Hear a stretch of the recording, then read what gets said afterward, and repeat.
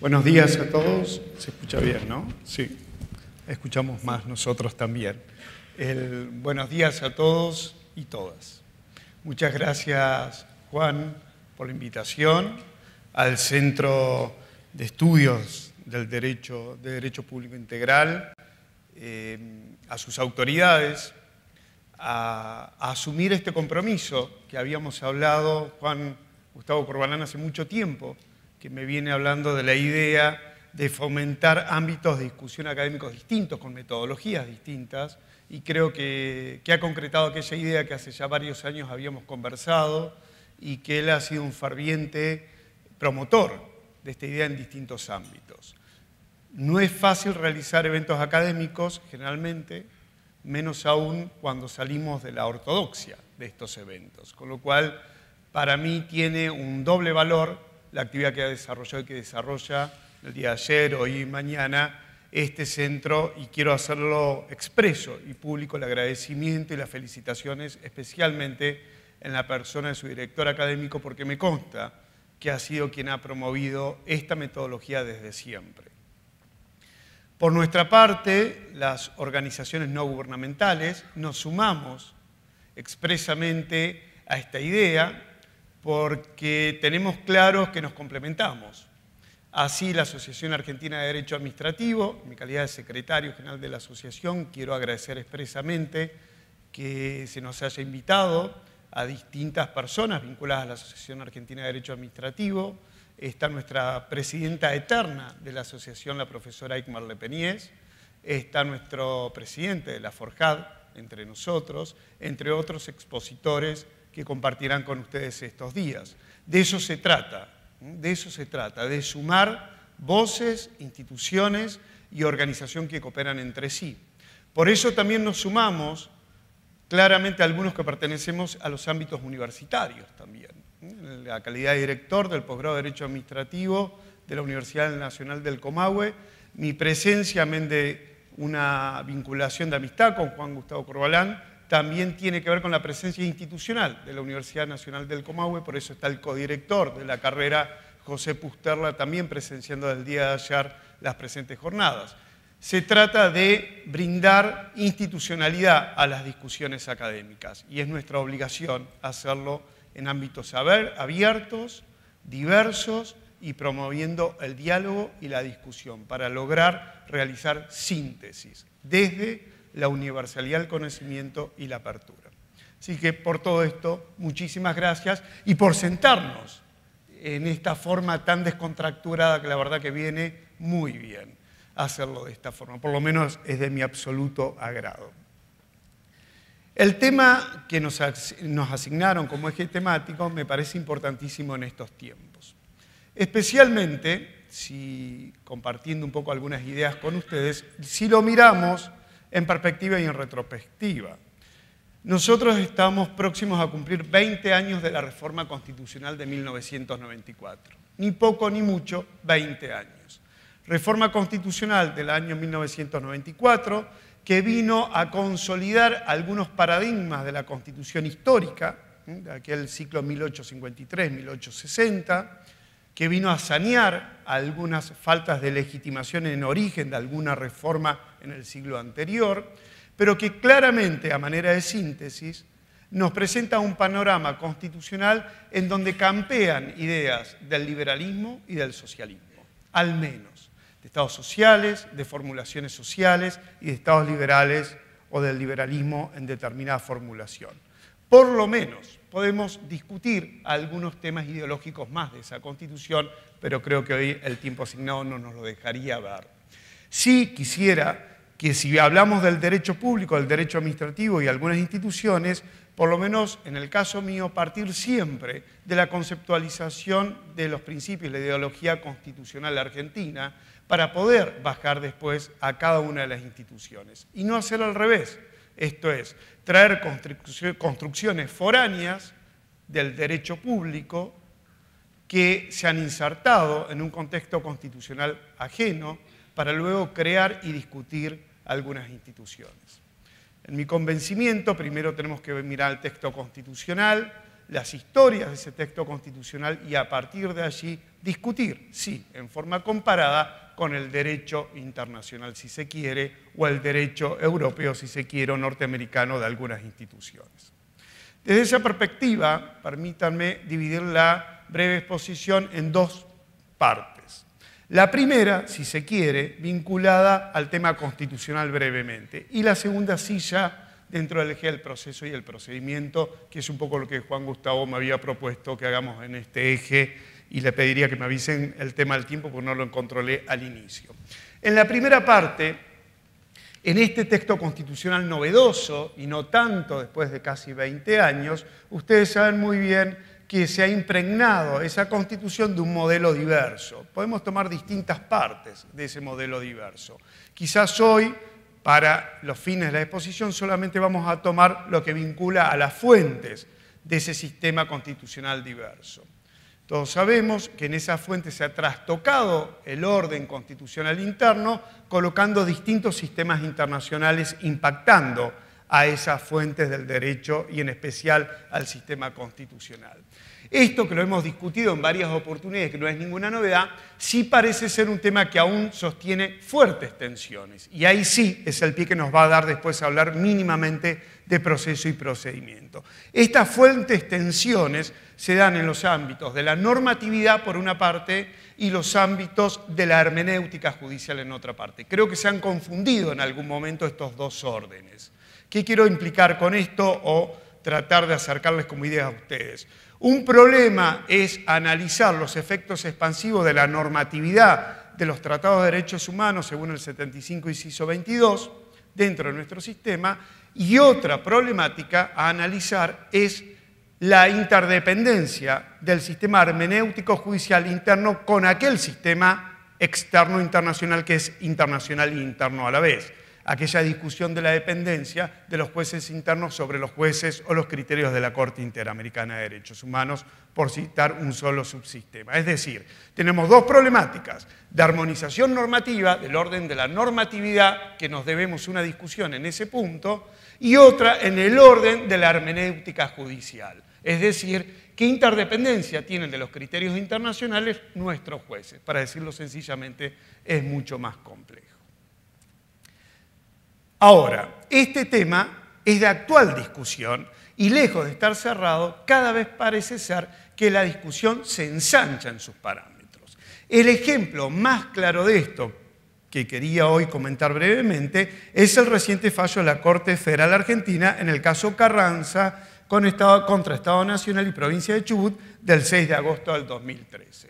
Realmente pido especialmente que cuando tengan un tiempo lo puedan leer detenidamente. Es un fallo extenso, por supuesto, como suele ser en aquellos fallos de la Corte Federal Argentina que vienen a sentar criterios complejos y que dan lugar a amplias discusiones. Si ustedes recorren cada uno de los votos de los ministros, sus mayorías, sus disidencias, están pautando distintos acercamientos al sistema constitucional argentino y que creo que hay que leerlo detenidamente.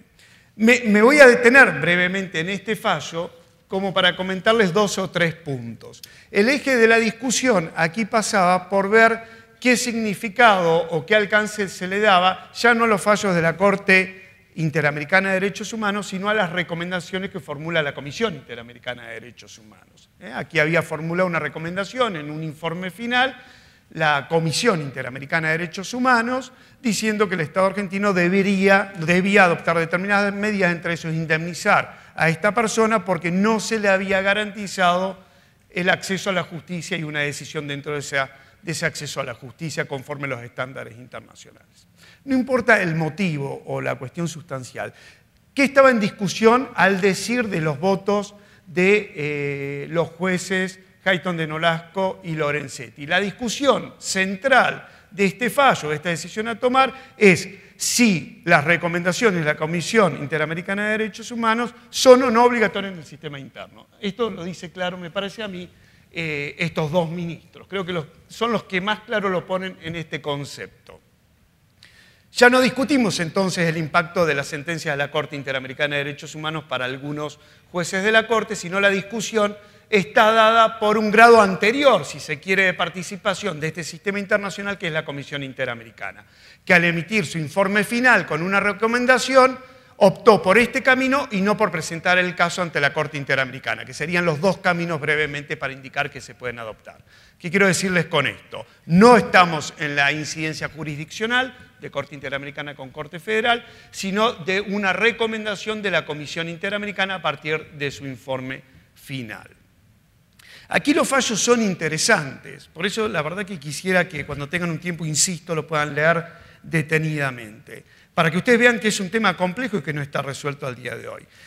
La mayoría, los dos primeros votos, este fallo tiene una mayoría acotada, en los dos primeros votos, en donde preopinaron el juez Fait y Zaffaroni, hay un considerando, que es el considerando 3, que es un considerando limitado, para después amplificarlo en el considerando cuarto. En el 3 dice, mira, el principio de buena fe indica que el Estado argentino debe dar cumplimiento a aquellas recomendaciones. Más o menos sería la síntesis del criterio que emplean en el considerando 3. Pero, como a veces sucede en los jueces de la Corte Federal, como quieren introducir un tema al debate, para ver cuál es el resultado final de este debate en la sociedad y en el sistema judicial interno e internacional, en el considerando cuarto abren toda una puerta a una discusión que, si se quería, no se podría haber abierto. Y es, en síntesis, lo que discuten estos dos jueces integrantes de esta mayoría, que estos dos jueces sí tienen acuerdo en sus propios fundamentos, no así con los restantes, según veremos. Allí, Fait y el juez Zaffaroni sostienen claramente que en el sistema nuestro, tal cual está en el 75, inciso 22, Argentina y sus jueces, por supuesto, están obligados a seguir los criterios de las recomendaciones de la Comisión Interamericana de Derechos Humanos. Es decir, ya no se meten con el tema de la discusión de la sentencia de la Corte, sino dicen, miren, las recomendaciones de la Comisión Interamericana de Derechos Humanos tienen ejecución plena en nuestro sistema y nosotros estamos obligados a seguirlo. O sea, aquel principio del considerando 3, del principio de buena fe, de la Convención de Viena de los Tratados que se aplica en este sistema, se empuja por el razonamiento de los jueces que sostienen, mire, la Comisión Interamericana en sus recomendaciones nos da un mandato que nosotros estamos obligados a ejecutar en el sistema interno. Esta es la posición de estos dos jueces. Luego, aporta otro argumento, quienes concurren a la mayoría, pero por sus propios fundamentos, por eso quisiera que presten atención cuando lo lean, ahí el tercer voto por sus propios fundamentos, que va a coincidir en la decisión de la mayoría, está titularizado por el juez Maqueda. El juez Maqueda no ingresa en esta discusión si son obligatorias o no las recomendaciones de la Comisión Interamericana. Dice, nosotros aquello que sí tenemos que mirar es que el principio de buena fe del sistema internacional por el cual nos obliga a cumplir el sistema del Pacto de San José de Costa Rica, nos dice que en este caso tenemos que hacer los mayores esfuerzos por cumplimentar aquella recomendación. Pero no utiliza el estándar que sí utilizan los dos jueces preopinantes de la mayoría. Coincide en la salida, pero dice la buena fe simplemente a nosotros nos da la pauta de que tenemos que seguir estos criterios, pero que no tiene el grado de obligatoriedad que sí establecen los dos jueces preopinantes. El cuarto juez, el juez Petracchi, que termina consolidando esta mayoría, pero insisto, con distintos fundamentos, cosa que no es menor, allí también vuelve a tomar el criterio de Maqueda, del juez Maqueda, y retoma que hay que darle virtualidad en el sistema interno a la recomendación por el principio de buena fe. Tampoco adhiere a esta idea que las recomendaciones de la Comisión Interamericana de Derechos Humanos son obligatorias como lo son las sentencias de la Corte Interamericana. ¿Qué quiero decirles con esto? No está tan claro, al menos en mi criterio, en esta mayoría de la Corte Federal Argentina, que las recomendaciones emitidas como producto del informe final de la Comisión Interamericana sean obligatorias de la forma que lo son en el sistema nuestro. A mi criterio, y en el criterio, creo, sí, de la Corte Federal mayoritaria, sí lo son las sentencias de la Corte Interamericana de Derechos Humanos. Sí hay un criterio en la mayoría concordante de que son aplicables dentro del sistema interno por el principio de la buena fe y que hay que hacer los mayores esfuerzos posibles para llevarlo en el sistema interno, darle la virtualidad necesaria. Es un matiz diferencial lo que están empleando en sus votos los jueces, por lo menos en el criterio de lo que alcanzo a advertir yo. ¿Qué pasa con la disidencia?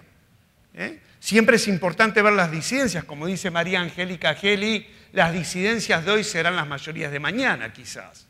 Por eso es importante prestarle atención.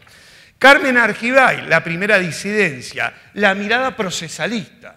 La jueza Carmen Argibay dice, mire, no importa que estamos discutiendo acá, la realidad que tal cual está armado el sistema interamericano y tal cual está el sistema interno, no veo que aparezca dentro de ese sistema justamente por el principio de buena fe, es decir, el mismo principio que utiliza toda la mayoría para llegar a la conclusión que llega, no veo que este principio de buena fe me habilite a inventar, no dice técnicamente así, pero a crear una acción procesal que en el sistema interno permita viabilizar lo que dice la comisión. O sea, lo mira estrictamente desde la mirada procesal, no sustancial, ni de los compromisos internacionales. Pido que prestemos atención a ese tema. ¿Quiénes más construyen las disidencias? Pues la disidencia de Lorenzetti y Hayton de Nolasco me parece que termina de armar esta situación compleja que tiene el 75 inciso 22 en el sistema interno nuestro. Porque allí el juez Lorenzetti y la jueza Hayton de Nolasco expresamente dicen, no veo en el sistema que yo tenga la obligación o el deber de incorporar aquello que me es dicho por recomendaciones en la comisión, porque en ningún lado expresamente del Pacto de San José encuentro el deber de incorporarlo bajo la consecuencia de generar, si no lo cumplo, la responsabilidad internacional del Estado. Para decirlo más simple, en los dos jueces disidentes estos no ven, en el caso concreto, que haya que evitar la responsabilidad internacional del Estado como deber.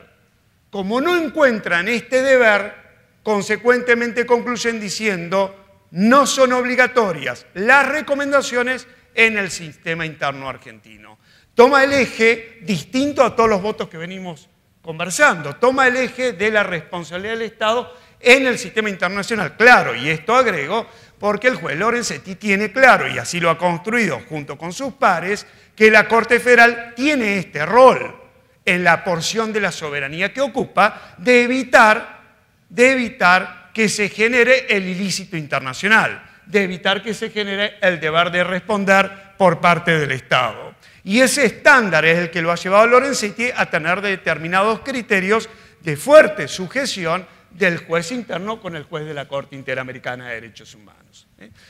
El debate nuevamente empieza, como siempre en estos temas de sujeción del sistema internacional con el sistema interno. No está terminado, por el contrario, hay nuevas argumentaciones, por eso es que pido por favor que prestemos atención a este fallo, porque es un fallo complejo que viene a iluminar nuevamente la discusión sobre el tema de la fuente del derecho en el sistema nuestro, que tiene incidencia directa, lógicamente, en el procedimiento, en el proceso administrativo tal cual creo que después se va a hablar y algunas cosas voy a alcanzar a decir yo.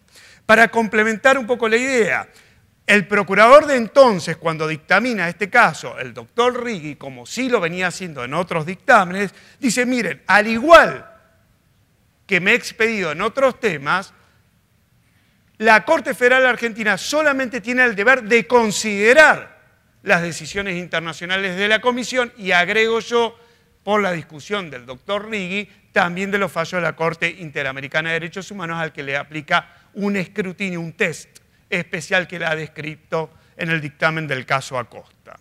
Pero ahí el Procurador General de la Nación dice, mire, aquí también lo único que tengo yo es el deber de considerar, no tengo el deber de acatar, no tengo el deber de ejecutar. Son palabras, insisto en la lectura de la profesora María Angélica Geli, que siempre es tan puntillosa y exacta en sus apreciaciones, hay que mirar los giros lingüísticos que cada voto emplea en este tema de las fuentes del derecho. Porque uno cree rápidamente que dice una cosa hasta que relee qué palabras o qué giro lingüístico ha utilizado comparativamente con otros fallos. Para completar esta primera parte, es importante también, lo quiero destacar, que por allí el juez Petracchi, en aquella mayoría, en sus propios fundamentos, habla del orden público nacional. Es decir, puedo aplicar en el sistema interno por el principio de buena fe siempre y cuando no esté en juego algún tema del orden público nacional, como un límite a la internacionalización de ese ordenamiento jurídico. Este no es un tema menor, que también va a dar mucho para discutir, supongo, en los próximos años, ¿eh? Y hay que tener cuidado en qué eje nos movemos, en qué subsistema jurídico nos movemos cuando vamos a resolver un caso.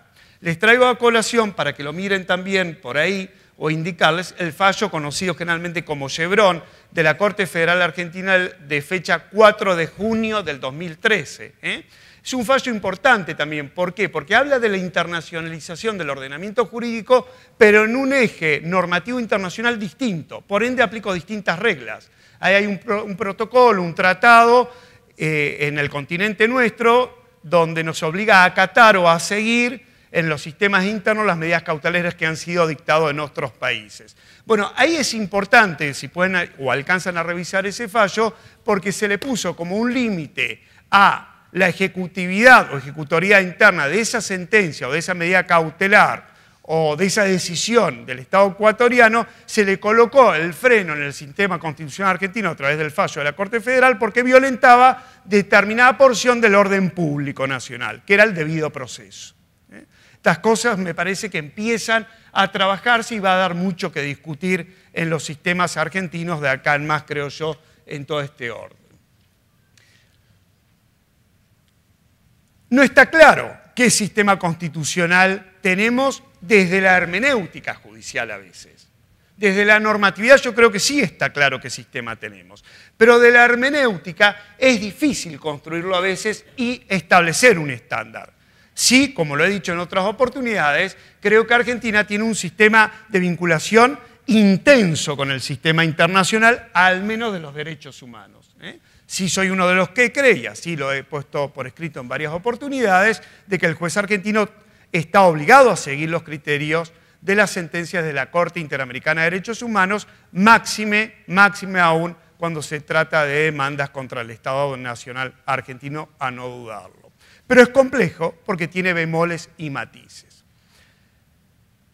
¿Qué hago con el procedimiento y el proceso? Que es el tema que Juan me había asignado para el eje temático de hoy y ya con esto finalizar. Bueno, en este mundo nuevo del constitucionalismo global que llaman algunos y el constitucionalismo argentino, donde está impregnado por todos estos sistemas y no está claro todavía algunos temas vinculados a las fuentes del derecho en el ámbito de la hermenéutica judicial, aparece el procedimiento y el proceso impregnados por esta nueva idea de las fuentes del derecho.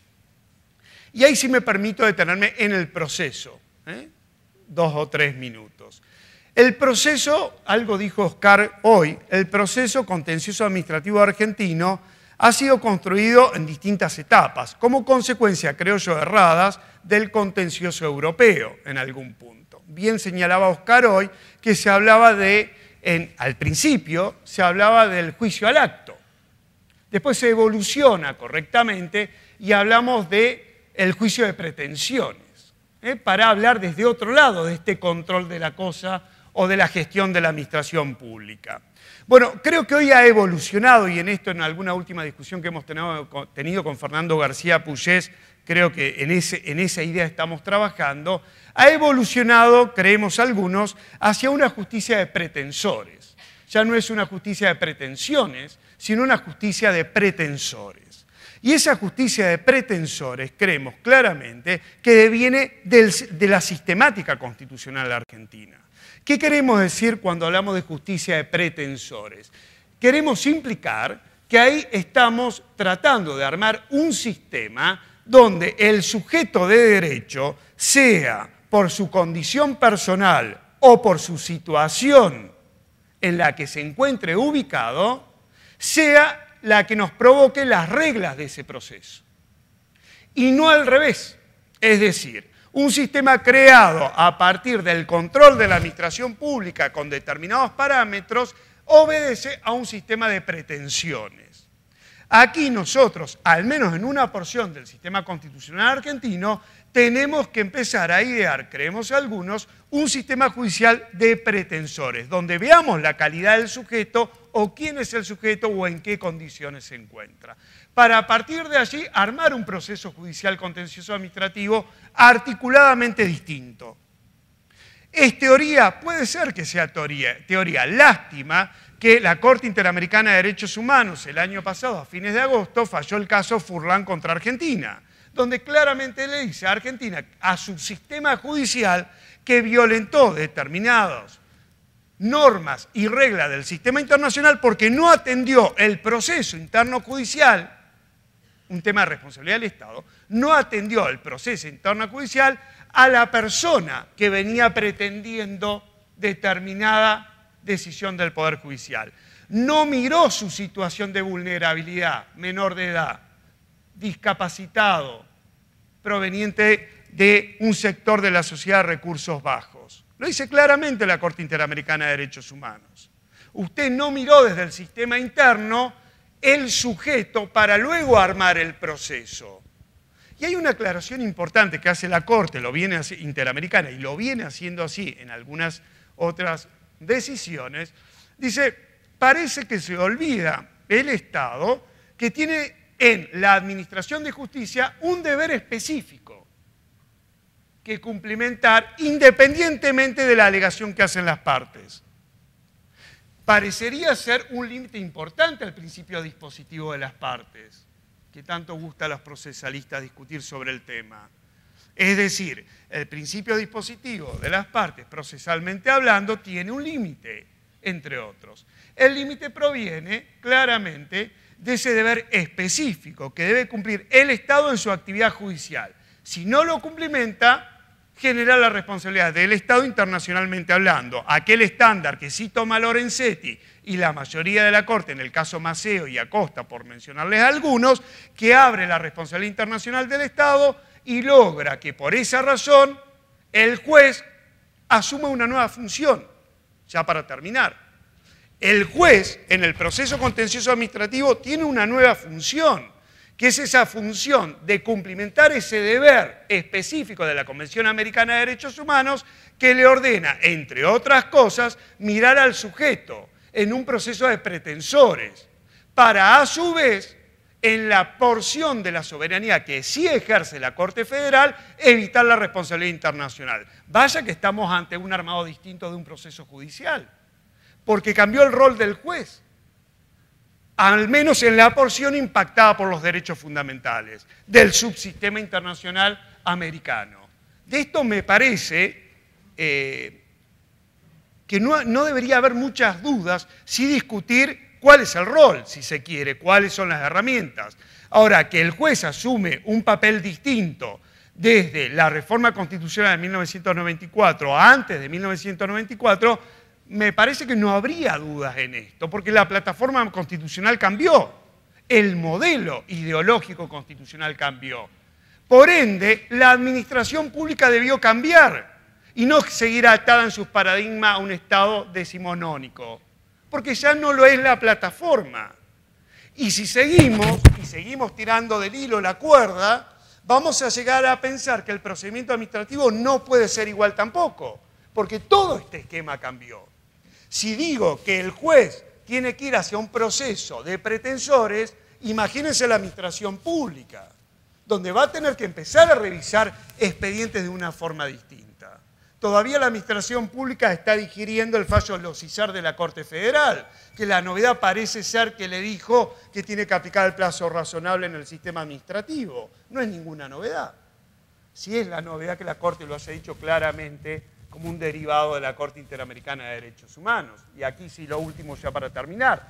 Recuerden que tal cual lo construyó la Corte Europea y lo tiene dicho la Corte Interamericana y lo dijo la Corte Federal de Argentina en el caso de Losizar, el procedimiento administrativo y el proceso se miran en forma global al tiempo de tener que resolver si han excedido o no razonables pautas del plazo para ver si se excedió o no y hay una violación al plazo razonable. El criterio es, miro todo el transcurso del tiempo desde que inicié el procedimiento administrativo y cuánto tiempo me llevó en el proceso. Es un vector único. La mirada es global, integrada, porque la mirada es desde la garantía de los derechos. ¿Se entiende? Esa idea, se cayó el micrófono. Igual uno grita, así que no hay problema. Tiene que ver con el carácter italiano que uno tiene. En síntesis, ya para terminar y no excederme más. Algunos vemos que hay que reformular algunas visiones del juez, del Poder Judicial, y por ende del proceso. Si el juez tiene una nueva función, el Poder Judicial tiene una nueva función, el proceso contencioso administrativo, que es la herramienta o el canal o el carril por donde discurre la atención de derechos y prerrogativas públicas, es evidente que esa herramienta no debe ser igual porque seguramente no es idónea al nuevo fin que tiene el juez y a la nueva finalidad que tiene en el nuevo esquema constitucional el Poder Judicial del sistema federal argentino, que tiene que ver con este nuevo armado de una Constitución que está por cumplir 20 años y que, creo yo, falta todavía mucho por andar para darle plena efectividad. Muchas gracias.